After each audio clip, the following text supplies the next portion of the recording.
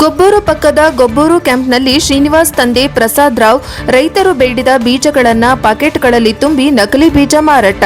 ರಾಯಚೂರು ಜಿಲ್ಲೆಯ ದೇವದುರ್ಗ ತಾಲೂಕಿನ ವ್ಯಾಪ್ತಿಯಲ್ಲಿ ಬರುವ ಗೊಬ್ಬೂರು ಗ್ರಾಮದ ಪಕ್ಕದಲ್ಲಿರುವ ಗೊಬ್ಬೂರು ಕ್ಯಾಂಪ್ನಲ್ಲಿ ಆಂಧ್ರ ಮೂಲದ ವ್ಯಕ್ತಿ ಶ್ರೀನಿವಾಸ್ ತಂದೆ ಪ್ರಸಾದ್ ರಾವ್ ಸುಮಾರು 15 ವರ್ಷಗಳಿಂದ ಕ್ಯಾಂಪ್ನಲ್ಲಿ ವಾಸಿಸುತ್ತಿದ್ದು, ರೈತರಿಗೆ ವಂಚನೆ ಮಾಡಲು ಆಂಧ್ರ ಮೂಲದಿಂದ ನಕಲಿ ಬೀಜ ತಂದು ರೈತರು ಬೇಡಿದ ಬೀಜಗಳನ್ನು ಪ್ಯಾಕೆಟ್ನಲ್ಲಿ ತುಂಬಿ ಮಾರಾಟ ಮಾಡುತ್ತಿದ್ದನ್ನು ರೈತರು ಗಮನಿಸಿ ರೈತರ ಸೂಚನೆ ಮೇರೆಗೆ ರೈತ ಸಂಘದ ರಾಜ್ಯ ಉಪಾಧ್ಯಕ್ಷರಾದ ಅಂಬರೀಶ್ ಚಾಗಾವಿ ಅವರು ಸಂಬಂಧಪಟ್ಟ ಜಾಗೃತ ದಳ ಅಧಿಕಾರಿಗಳಾದ ಶರಣಮ್ಮ ಮತ್ತು ಸುಭನಾಲ್ ಇಬ್ಬರು ಅಧಿಕಾರಿಗಳೊಂದಿಗೆ ಮತ್ತು ಪೊಲೀಸರ ಸಹಾಯದೊಂದಿಗೆ ದಾಳಿ ಮಾಡಿದಾಗ ಸುಮಾರು 4,50,000 ಅಂದಾಜು ಮೊತ್ತದ ನಕಲಿ ಬೀಜಗಳು ದೊರೆತಿದ್ದು ಮತ್ತು ಅದರಲ್ಲಿ ತುಂಬಲು ಯಾವುದೇ ಲೇಬಲ್ ಇಲ್ಲದಿರುವ ಪ್ಯಾಕೆಟ್ಗಳು ದೊರೆತಿದ್ದು, ಮುಂದಿನ ತನಿಖೆಗೆ ಕೃಷಿ ಅಧಿಕಾರಿಗಳು ಕ್ರಮ ಕೈಗೊಂಡು ಇವರ ಮೇಲೆ ಕ್ರಿಮಿನಲ್ ಮೊಕದ್ದಮೆ ಹೂಡಿ ಇವರ ಮೇಲೆ ಸೂಕ್ತ ಕಾನೂನು ಕ್ರಮ ಕೈಗೊಳ್ಳುತ್ತಾರೋ ಇಲ್ಲವೋ ಅನ್ನುವುದನ್ನು ಕಾದು ನೋಡಬೇಕಾಗಿದೆ.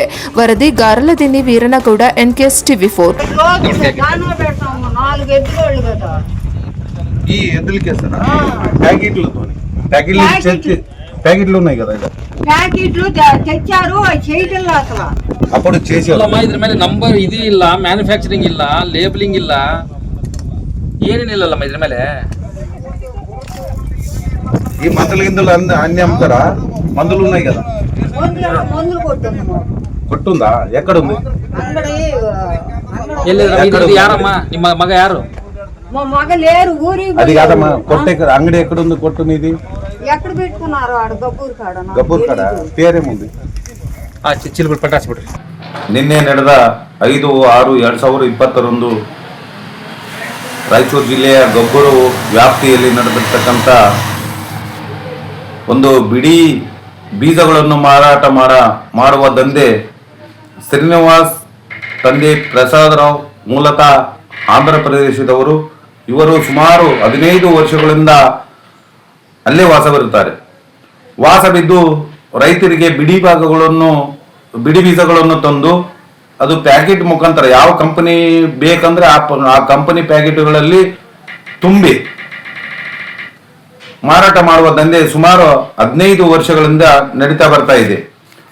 ರೈತರ ಒಂದು ಸೂಚನೆ ಮೇರೆಗೆ ನಿನ್ನೆ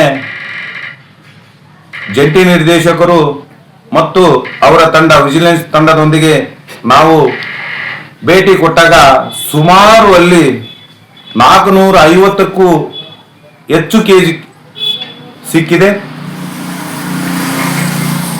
ಸುಮಾರು ಅದು ಅಂದಾಜು ಮೊತ್ತ 4,50,000 ರೂಪಾಯಿ. ಇವತ್ತು ನಾನು ರೈತರಲ್ಲಿ ವಿನಂತಿ ಮಾಡ್ತಾ ಇದ್ದೀನಿ, ಯಾಕಂದ್ರೆ ನೀವು ಮುಕ್ತ ರೈತರು. ಇವತ್ತು ಆಂಧ್ರ ಭಾಗದ ಮೂಲತದವ್ರನ್ನ ಯಾವುದಕ್ಕೂ ನಂಬಬೇಡಿ. ಇಂಥ ಬೀಜಗಳನ್ನು ಇವತ್ತು ಬಿತ್ತನೆ ಮಾಡಿ, ಇವತ್ತು ನಮ್ಮ ಭಾಗದಲ್ಲಿ 50% ಹತ್ತಿ ಬಿತ್ತನೆ ಆಗಿದೆ. ಆದರೂ 50% ನಾಟಿ, 50% ಸಸಿ ಮಾತ್ರ ಬಂದಿದೆ. ಇನ್ನು 50% ಬೀಜ ಮೊಳಕೆನೇ ಬಂದಿಲ್ಲ.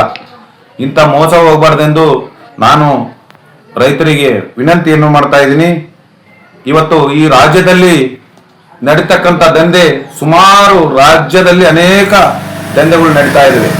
ಇವತ್ತು ಗೊಬ್ಬರ ಆಗಿರ್ಬೋದು, ಬೀಜ ಆಗಿರ್ಬೋದು, ಇನ್ನಿತರ ಇವತ್ತು ಯಾವುದೇ ಪರವಾನಿ ಇಲ್ಲ ಸ್ವಂತ ಗೋದಾಮುಗಳಲ್ಲಿ ಆಗಿರ್ಬೋದು, ಹೊಲದಲ್ಲಿಗಳಾಗಿರ್ಬೋದು ಸುಮಾರು ವರ್ಷಗಳನ್ನು ಮಾರಾಟ ಮಾಡತಕ್ಕಂಥ ವ್ಯಕ್ತಿಗಳ ಮೇಲೆ ಕರ್ನಾಟಕ ಸರ್ಕಾರ ಸಂಪೂರ್ಣ ನಿಗಾ ವಹಿಸಬೇಕು. ನಾನು ಮಾನ್ಯ ಮುಖ್ಯಮಂತ್ರಿಯಲ್ಲಿ ವಿನಂತಿಯನ್ನು ಮಾಡ್ತಾ ಇದ್ದೀನಿ. ಇವತ್ತೇನು ಈ ಕಳಪೆ ಬೀಜ ಏನು ನಡೀತಾ ಇದೆ ಅಂತವರ ವಿರುದ್ಧ ಸೂಕ್ತ ಕಾನೂನು ತರಬೇಕು ಮತ್ತು ಅವರನ್ನು ಗಡೀಪಾರು ಮಾಡಬೇಕೆಂದು ನಾನು ಮಾನ್ಯ ಮುಖ್ಯಮಂತ್ರಿ DK ಶಿವಕುಮಾರ್ ಅಲ್ಲಿ ಒತ್ತಾಯವನ್ನು ಮಾಡ್ತಾ ಇದ್ದೀನಿ.